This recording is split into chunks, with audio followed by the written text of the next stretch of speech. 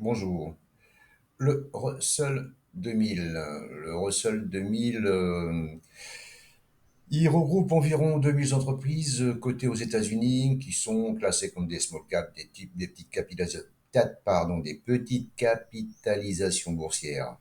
Ce sont des sociétés, c'est des petites sociétés par rapport aux mastodontes du SP 500, Apple, Microsoft, Tesla, toutes ces grosses sociétés. Voilà. Donc ça, c'est les petites sociétés. La configuration est quand même assez intéressante là, mais la tendance est baissière. Enfin, baissière, oui, baissière neutre, mais plutôt baissière. Là, pour l'instant, il casse une robe, une résistance oblique baissière, mais il est sous une résistance ici, hein, vous voyez, support, support, et donc résistance. Il y a le chiffre rond des 2000, enfin 2000, c'est un petit peu en dessous, il est à 1981, 1998, j'ai mis 1900, j'ai mis 2000, parce que le chiffre rond, s'il pète le chiffre rond des 2000, là, ça sera intéressant pour se positionner à l'achat. Mais il est possible aussi qu'il vienne là, ici, combler son gap avant de repartir. Voilà, s'il doit repartir. Donc attention au gap ou surveiller un setup d'achat quand il viendra justement sur le gap, voir si il se retourne. Ou alors à la cassure des 2000 pour viser les 2109, le dernier plus haut ici, là, 2109. Et s'il casse les 2109, on visera les 2158 qui correspondent à cette zone de support, support, support, support, support cassé, travaillé, cassé, et hop, on est descendu. Voilà. Avec la SMA 200 qui passe ici, là, ça sera un gros morceau à passer.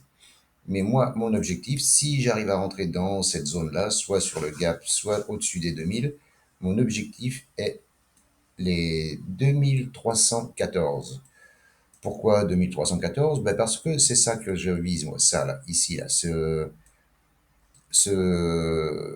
cette zone de résistance ici, vous voyez? Là, on voit bien que ici, ça ne passe pas. Les, c'est un niveau qui est protégé, ça, par les gros, gros, les institutionnels, les gros. Là, ils protègent cette position-là, ce niveau-là. Ça passe pas, ça passe pas, ça passe pas, ça passe pas, ça passe pas. Donc là, c'est les gros qui ont fait chuter les small caps.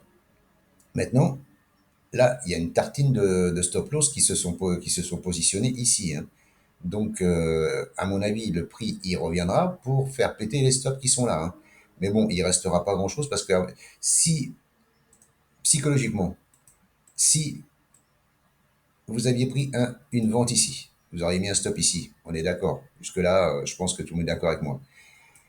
Le prix chute, refait un pic et redescend. Qu'est-ce que vous faites? Vous prenez votre stop, vous le descendez ici, ici, ici. Enfin, après, c'est aléatoire. Tout le monde le met où il veut. Mais vous le mettez au-dessus du dernier pic là, vu que c'est descendu. Voilà. Maintenant, ça descend ici, ça refait un pic ici. Qu'est-ce que vous faites?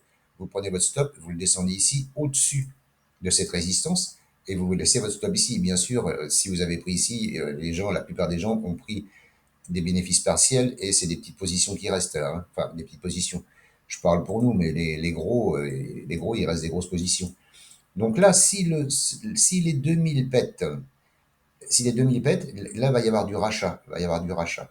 Donc là, hop, je pense qu'il remontera au 2109. 2109, 2158. Et moi, mon objectif, c'est 2314. Voilà.